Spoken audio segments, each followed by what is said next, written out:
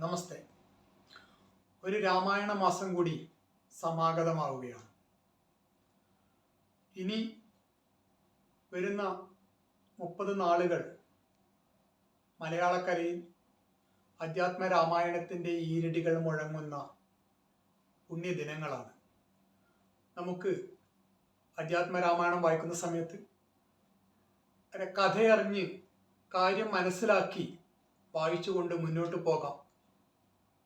അങ്ങനെ തയ്യാറാക്കിയിട്ടുള്ളതാണ് ഇനി അപ്ലോഡ് ചെയ്യാൻ പോകുന്ന വീഡിയോകൾ.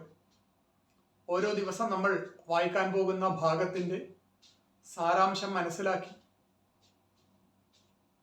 അർത്ഥം ഗ്രഹിച്ച് നമുക്ക് മുന്നോട്ട് പോകാം.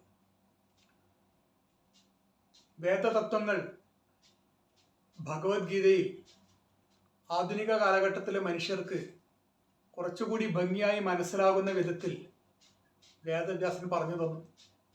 വേദങ്ങളിലെയും അതുപോലെ തന്നെ ഭഗവത്ഗീതയിലും ഉള്ള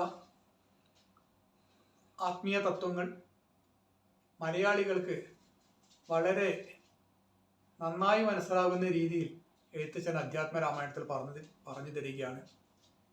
രാമായണം കേവലമായിട്ടുള്ളൊരു കഥ മാത്രമല്ല, വേദതത്വങ്ങളാണ്. കാര്യങ്ങൾ മനസ്സിലാക്കി നമുക്ക് വായിച്ചുകൊണ്ട് മുന്നോട്ട് പോകാം. എല്ലാവർക്കും രാമായണ മാസാചരണ ആശംസകൾ.